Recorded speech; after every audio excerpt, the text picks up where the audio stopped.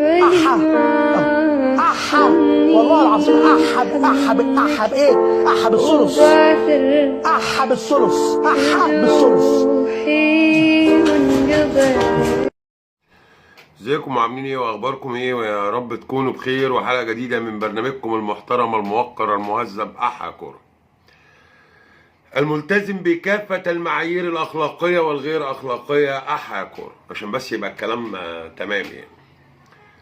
الزمالك وحرس الحدود من ماتش المفروض ولا يبقى فيه اي اكشن ولا يبقى فيه اي سسبنس ولا يبقى فيه اي حاجه. من ماتش المفروض انا كزملكاوي قاعد اتفرج عليه وانا بالي رايق قوي. الزمالك يكسب 4 5 6 يا باشا بالمرتاح. بتلعب فرقه عندها 6 بونت، فرقه ضعيفه، فرقه ما عندهاش حد، فرقه ما بتلعبش كوره اصلا.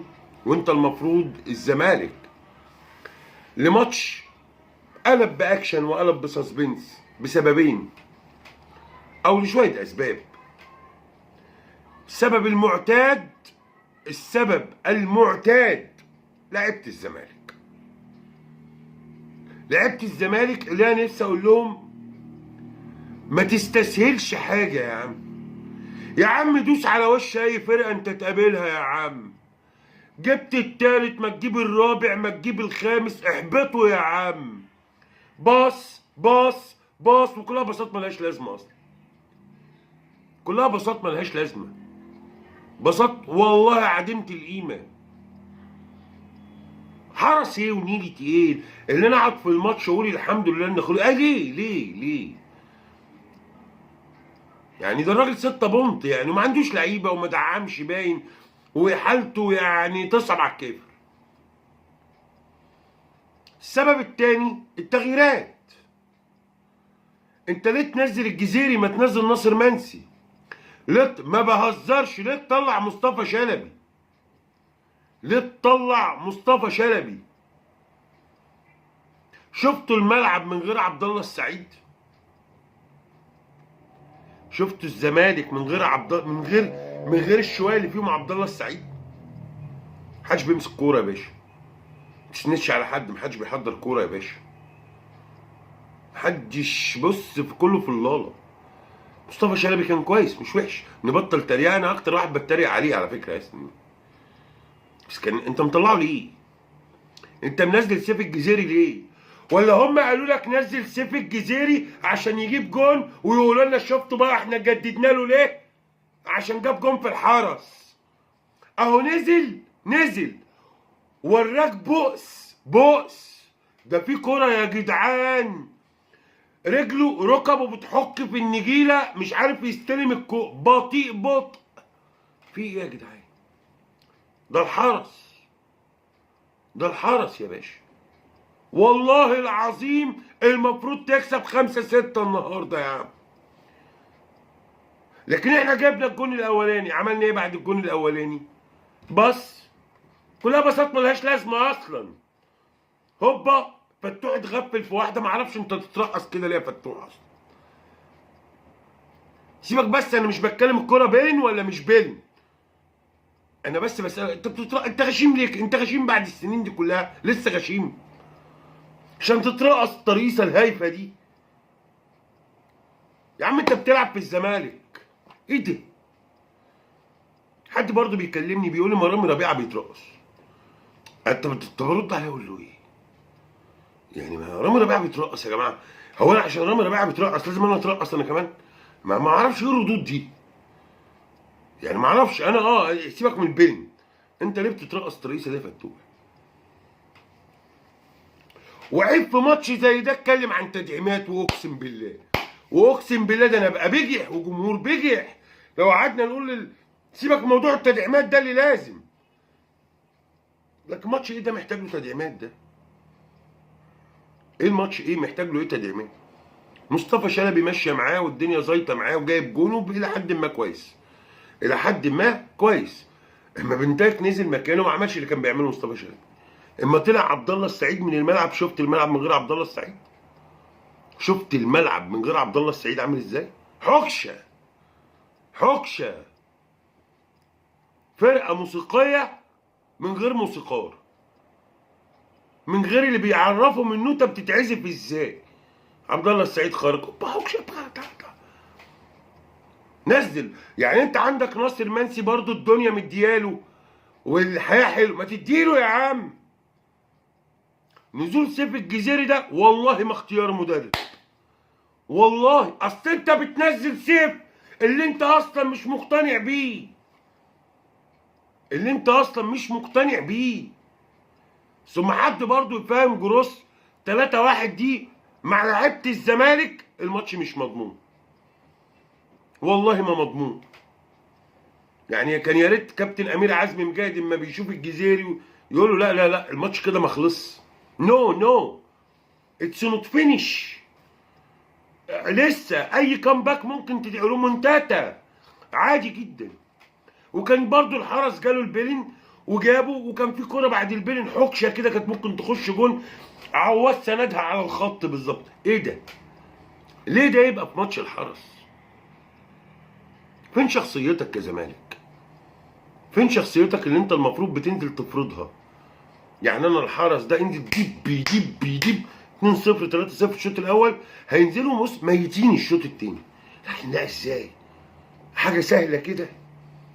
انا خليك كزملكاوي قاعد كده حاطط رجل على رجل وبتتفرج على الماتش ومرضي ومبسوط؟ لا، ازاي؟ لازم اخليك فيك اكشن، نبص على الوقت الضايع واستر يا رب. في ايه يا عم؟ ده الحرس يا عم، ده الحرس. نيجي بقى لاهم سبب، التحكيم. بص،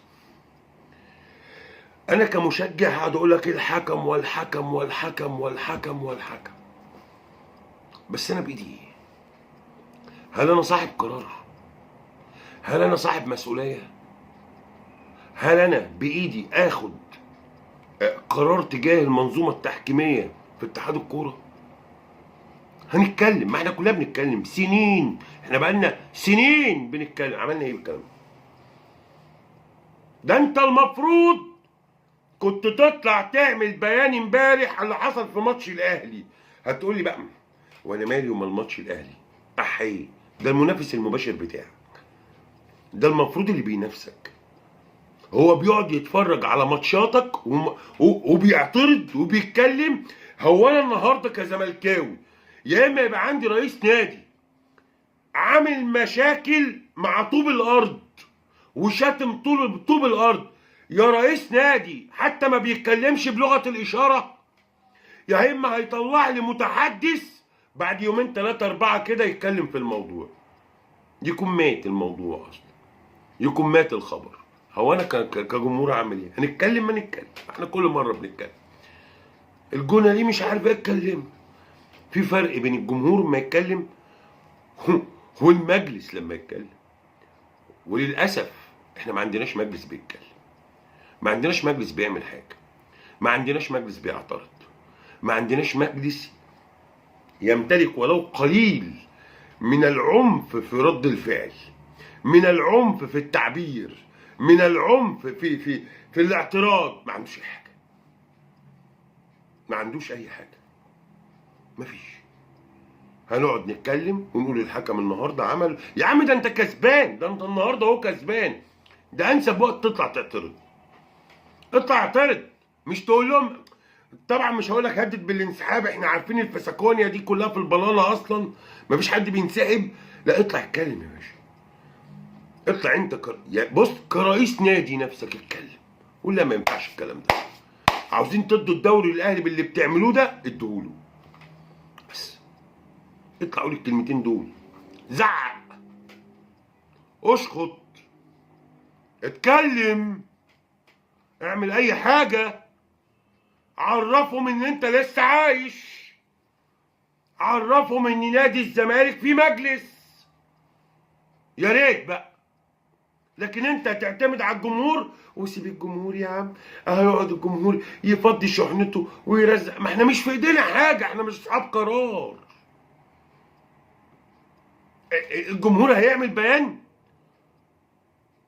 الجمهور هيطلع على قناه الزمالك، انت رئيس نادي الزمالك هو اللي بيتكلم، المتحدث باسم نادي الزمالك هو اللي بيتكلم، نائب رئيس نادي الزمالك هو اللي بيتكلم. المنظومه التحكيميه في مصر غلط. اطلعوا قولوا كده اللي حصل امبارح، ولازم تتابع ده وده، ما انت مضطر، ما هو ده المنافس بتاعك، هو ده المنافس بتاعك. اتكلم. لا حول الله يا رب، لا حول ولا قوة الا بالله. صم بكم عمي.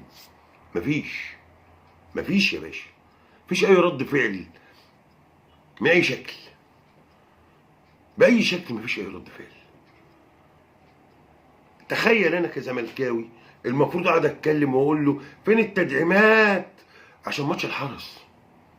تخيل انا كزملكاوي شايف ان الاداء باظ عشان مصطفى شلبي خرج. انا ما عنديش بديل لعبد الله السعيد. الزمالك ما يغركش مكاسبه لحد دلوقتي، فرقه ضعيفه، ما يغركش مكاسبه.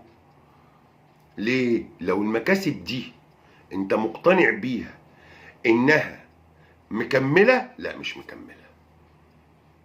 انت قدام الحرس داخل في اكشن قدام الحرس ابو 6 بونت.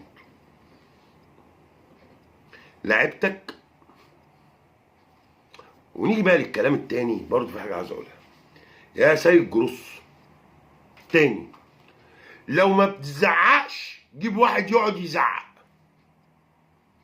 لو ما بتزعقش،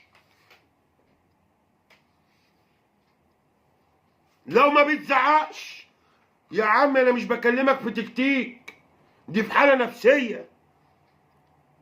نفسيه عند لاعبتنا، ده ربنا ما يوريك. فانت لو ما بتزعقش، دول محتاجين 1 ساعة ونص بيصرخ على الخط، والله بيصرخ. وواضح ان انت مش مخلي ولا امير عزمي ولا عبد الواحد يتكلموا. لا يا باشا، انت واقف هميوني في السرحان يا باشا. شكرا على التكتيك والكام باص الحلو اللي اتعملوا النهارده، بس انا بقول لك اهو، دي لعيبه اقسم بالله لازم حد كده تجيبه، حد يشتغل يشخر طول الماتش عشان الناس دي تفضل في مود ان في ماتش. والله العظيم بيسقطوا ان في ماتش، بينسوا انه في ماتش. ده في كسل في الشوط التاني غريب، وبطء وملل. انت يا دوبك خرجت مصطفى شلبي الوحيد النهارده، عشان بعيدا عن الهزار، اللي بيستلم الكوره من عبد الله او من اي حد وبيروح على الجول، عاوز يعمل حاجه. لا يكلف الله نفسا الا وسعها بعد كل ده، بس عاوز يعمل. انت يا دوبك خرج، كان عامل لك شكل، اقسم بالله خرج هو وعبد الله صباح الخير يا مصر. مش منظر ومش طريقه ومش اداء اداري ومش اسلوب ولا اي حاجه. انت ولا اعلام نافع ولا صفقات نافع ولا بتجدد ولا بتدفع مستحقات ولا بتدافع عن النادي ولا بتعمل بيانات. انتوا بتروحوا الصبح تعملوا ايه؟ لا حول الله.